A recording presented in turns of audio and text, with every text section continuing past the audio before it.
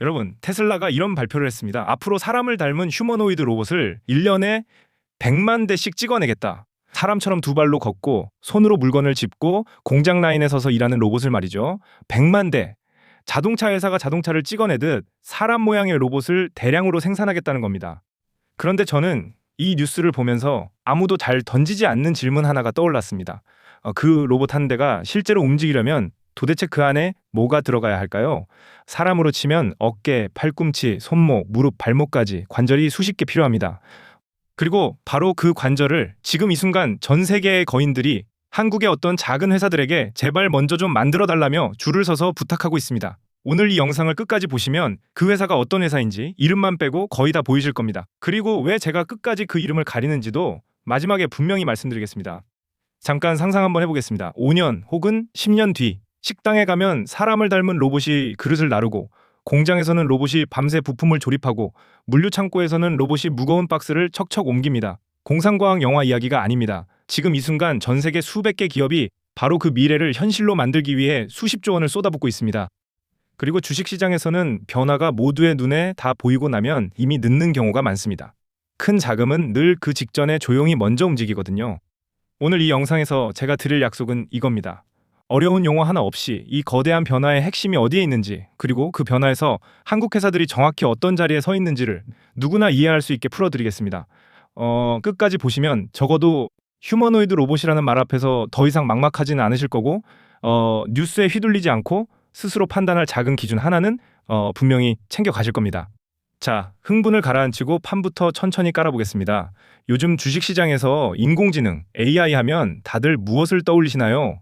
엔비디아, 삼성전자, SK하이닉스, 그리고 거대한 데이터 센터, 맞습니다. 네, 지난 1년간 시장을 끌고 온 주인공들이죠. 그런데 그 인공지능이 이제 컴퓨터 화면 밖으로 몸을 갖고 걸어 나오기 시작했습니다. 업계에서는 이걸 피지컬 AI, 우리말로 옮기면 몸을 가진 인공지능이라고 부릅니다. 똑똑한 두뇌가 이제 팔과 다리를 갖게 된 거죠. 그 몸이 바로 휴머노이드, 사람을 닮은 로봇입니다. 지금 이 시장에 누가 들어와 있는지 한 명씩 호명해 보겠습니다. 먼저 테슬라입니다. 옵티머스라는 로봇을 만들면서 일론 머스크는 언젠가 이 로봇 사업이 테슬라의 전기차 사업보다 더 커질 수 있다고까지 말했습니다. 다음은 엔비디아입니다. 엔비디아는 단순히 칩만 파는 회사가 아닙니다.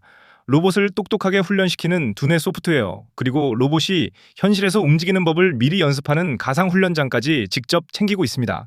로봇 산업 전체에 판을 깔고 있는 셈이죠. 우리나라도 절대 빠지지 않습니다. 삼성전자는 레인보우 로보틱스라는 국내 대표 로봇 회사를 자회사로 품었습니다. 삼성의 막대한 제조 능력과 로봇 회사의 기술이 합쳐지는 겁니다.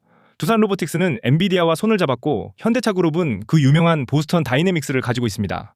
인터넷에서 뒤로 공중제비를 돌고 험한 지형을 성큼성큼 뛰어다니는 그 로봇, 한 번쯤은 보셨을 겁니다. 거기에 올해 초 미국 라스베이거스에서 열린 세계 최대 가전 전시회에서는 한 회사가 가정용 휴머노이드 로봇의 예약 주문을 받기 시작했습니다. 가격표까지 붙었습니다. 한 대에 우리 돈으로 수천만 원, 혹은 매달 구독료를 내고 빌려 쓰는 방식까지 나왔습니다. 이제 로봇이 연구실의 장난감이 아니라 사고 파는 진짜 상품이 되기 시작했다는 신호입니다.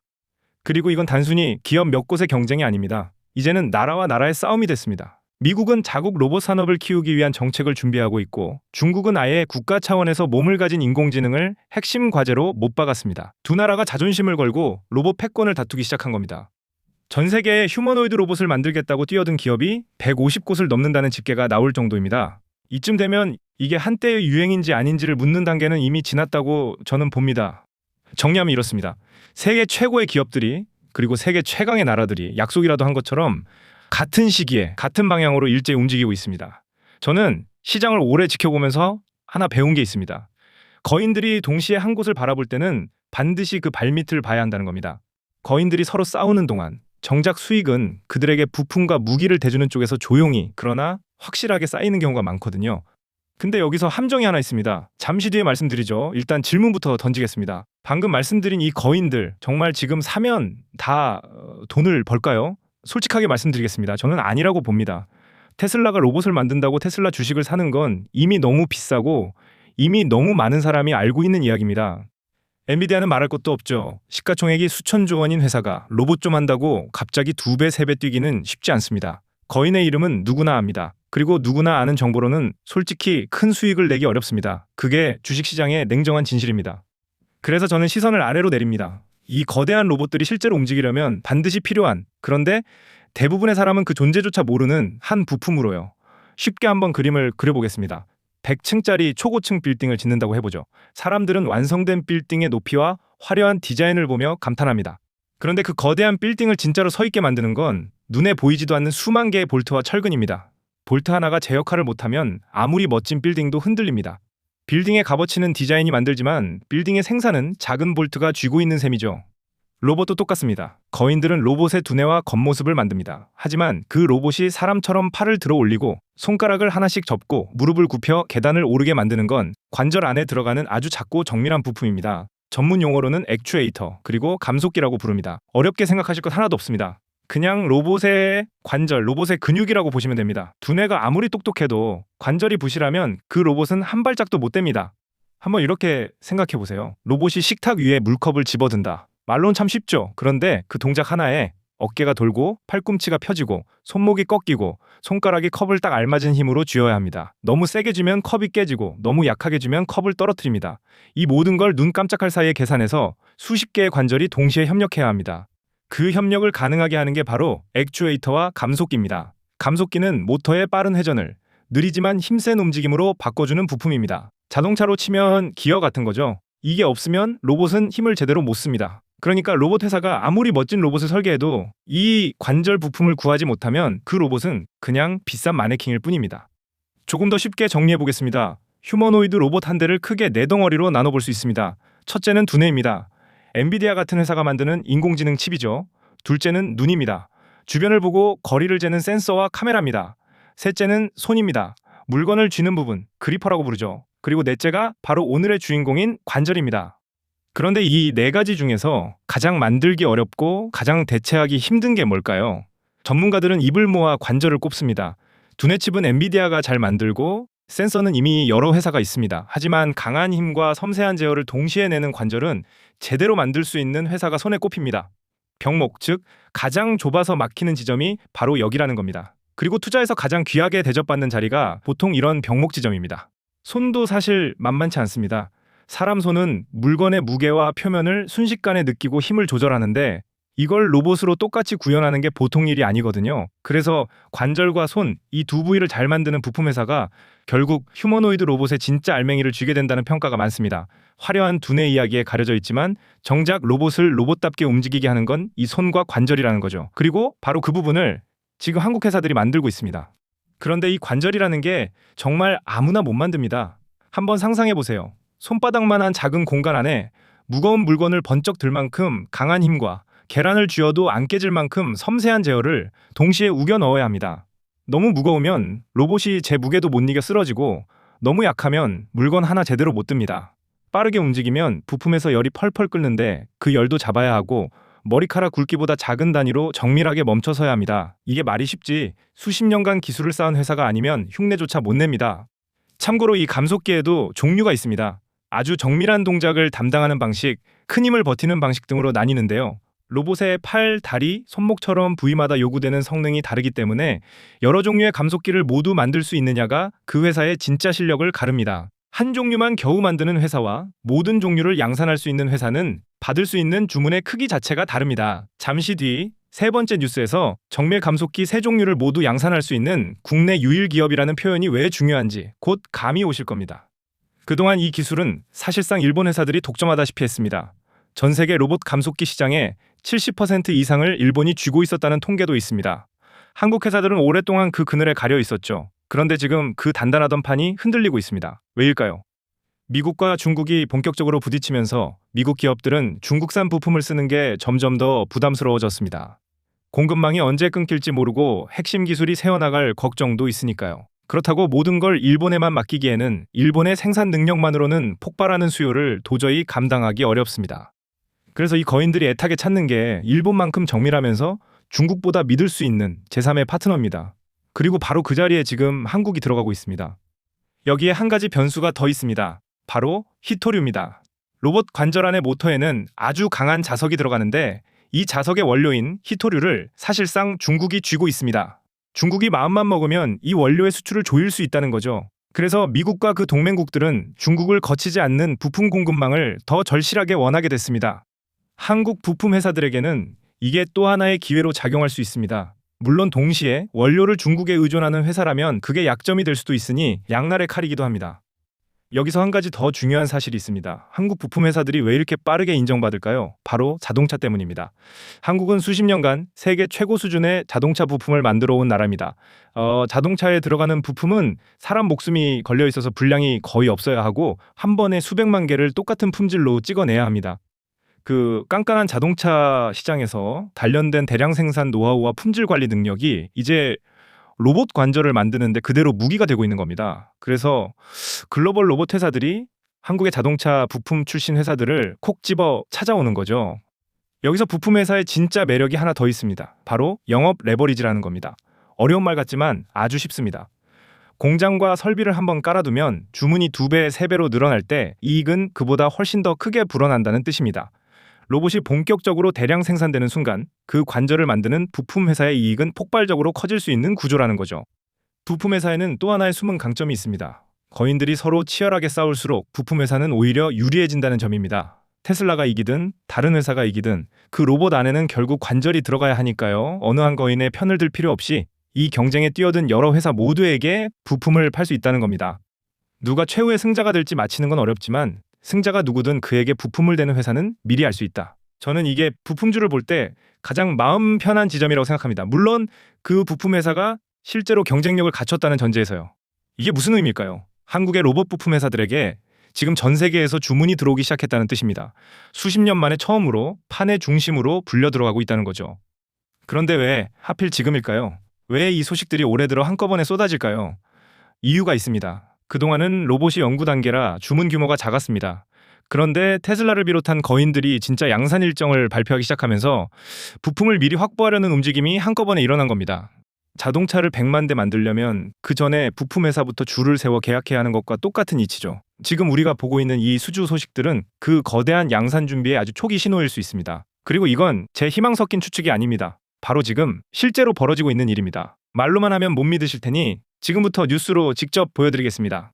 첫 번째 뉴스입니다. 화면을 보시죠. 제목을 그대로 읽어드리겠습니다. 사면, 글로벌 휴머노이드 핵심 부품 연속 수주. 내용을 풀어드리겠습니다. 한국의 한 부품 회사가 로봇의 심장부에 해당하는 핵심 관절 부품을 그것도 한 번이 아니라 연속으로 글로벌 기업들에게 수주받았다는 소식입니다. 기사에 따르면 이 회사는 모터와 제어기와 감속기를 하나로 합친 통합 부품을 공급한다고 합니다. 쉽게 말해 로봇 관절 하나를 통째로 만들어서 납품할 수 있는 전 세계에 몇 안 되는 회사라는 뜻입니다. 더 중요한 건 고객사가 한 곳이 아니라는 점입니다. 여러 글로벌 회사를 동시에 잡았습니다. 이건 운으로 한번 걸린 게 아니라 대체하기 어려운 실력을 인정받았다는 신호로 저는 읽습니다. 여기서 한 가지 짚고 넘어가겠습니다. 수주, 즉 주문을 받았다는 건 단순히 좋은 소식 정도가 아닙니다. 그건 까다롭기로 유명한 글로벌 기업이 수많은 후보를 검증하고 또 검증한 끝에 이 회사 제품을 쓰기로 결정했다는 뜻입니다. 이런 글로벌 고객은 한번 거래를 트면 쉽게 바꾸지 않습니다. 부품 하나를 바꾸려면 로봇 전체를 다시 검증해야 하니까요. 그래서 첫 수주가 그 다음 수년간의 매출로 이어질 수 있는 겁니다. 두 번째 뉴스입니다. 제목은 SPG STK 2026 로보테크쇼에서 로봇용 액추에이터와 감속기 공개. 이건 지난 6월 10일부터 12일까지 서울 코엑스에서 열린 로봇 전시회 현장 소식입니다. 한 국내 회사가 휴머노이드용 핵심 부품 라인업을 통째로 선보였는데요. 기사에 따르면 이 회사는 정밀 감속기 3종류를 모두 자체적으로 양산할 수 있는 국내에서 유일한 기업이라고 소개됐습니다. 제가 굳이 이 전시회 뉴스까지 가져온 데는 이유가 있습니다. 한쪽에서는 수주 소식이, 다른 쪽에서는 신기술 공개 소식이 거의 같은 시기에 동시에 쏟아지고 있다는 점 때문입니다. 한두 회사의 반짝 이벤트가 아니라 한국의 로봇 부품 산업 전체가 같은 시기에 깨어나고 있다는 신호로 저는 봅니다. 비슷한 일이 과거에도 있었습니다. 스마트폰이 처음 세상에 나왔을 때 모두가 애플과 삼성만 쳐다봤습니다. 그런데 그 시절 조용히 카메라 부품과 핵심 소재를 만들던 회사들이 있었죠. 사람들이 번쩍이는 본체에 열광하는 동안 그 안에 들어가는 작은 부품을 만들던 회사들이 함께 성장했습니다. 저는 휴머노이드 로봇에서도 비슷한 일이 벌어질 수 있다고 봅니다. 물론 모든 부품 회사가 다 그렇게 되는 건 아닙니다. 될 회사와 안 될 회사를 구분하는 것, 그게 핵심입니다. 그리고 스마트폰 때와 지금은 한국의 위치가 좀 다릅니다. 스마트폰 시절 핵심 부품의 상당수는 외국 기술에 기대하였습니다. 하지만 로봇 관절만큼은 앞서 보신 뉴스처럼 한국 회사가 직접 만들어서 세계로 수출하는 자리에 서 있습니다. 단순히 겹불을 쬐는 게 아니라 공급망의 한 축을 직접 맞는 그림이라는 거죠. 저는 이 차이가 생각보다 크다고 봅니다. 자, 여기까지 보시면 가슴이 조금 뛰실 수 있습니다. 그래서 대체 그 회사가 어디냐는 마음이 드실 겁니다. 거의 다 왔습니다. 조금만 더 참아주세요. 그런데 그 이름을 말씀드리기 전에 먼저 그림의 크기를 보겠습니다. 글로벌 투자은행들은 휴머노이드 시장이 2030년대까지 매년 30% 안팎으로 커질 수 있다고 봅니다. 어떤 보고서는 장기적으로 스마트폰 시장이 맞먹거나 그 이상으로 커질 수 있다고까지 전망합니다. 한번 생각해 보세요. 전 세계의 로봇이 수억 대 보급된다면 그 로봇 한 대마다 관절 부품이 수십 개씩 들어갑니다. 조금 더 피부에 와닿게 말씀드려 보겠습니다.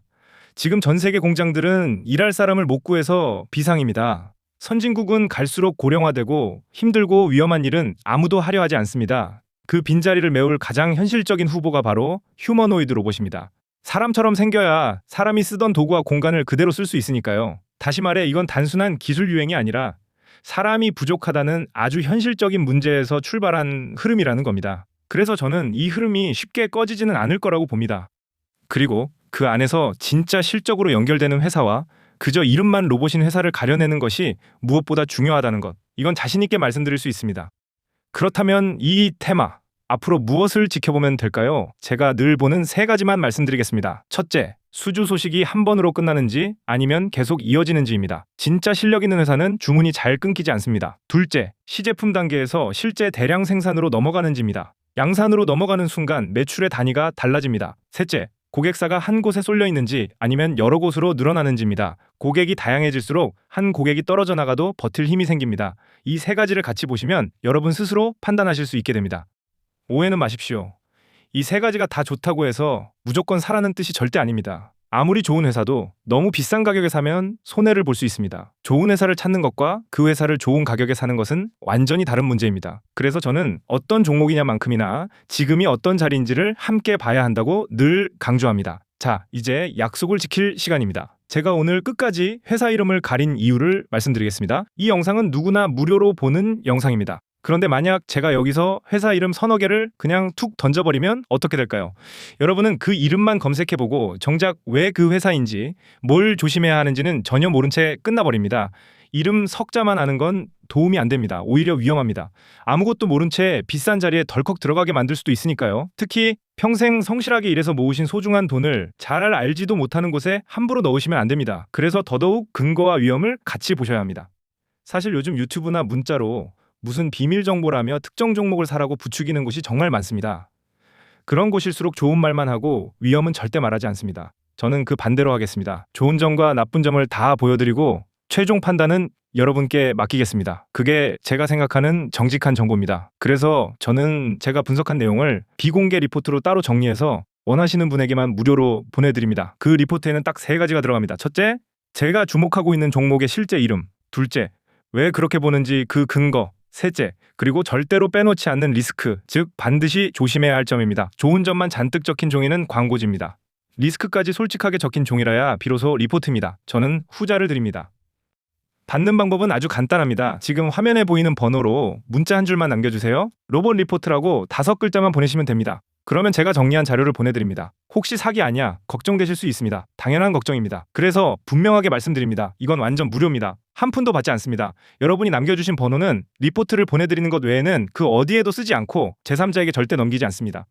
그리고 무엇보다 중요한 것, 거인의 이름은 알겠는데 그 아래는 막막하셨던 분, 뉴스는 봤는데 도대체 뭘 봐야 할지 모르겠던 분이라면 정말 부담 없이 문자 한 줄 남겨주세요.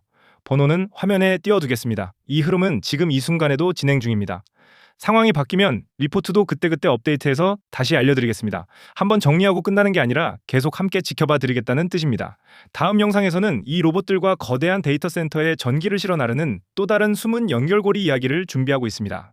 모두가 발전소만 쳐다볼 때 그 전기를 실제로 옮기는 회사들 이야기죠. 궁금하신 분은 구독과 알림 설정 미리 눌러두시기 바랍니다. 오늘 영상이 조금이라도 도움이 되셨다면 좋아요 한 번만 눌러주시면 큰 힘이 됩니다. 오늘 보신 이 로봇 부품 이야기가 여러분이 세상의 변화를 한 발 먼저 읽는 작은 창이 되었으면 좋겠습니다. 저는 다음 영상에서 더 좋은 이야기로 다시 찾아뵙겠습니다. 감사합니다.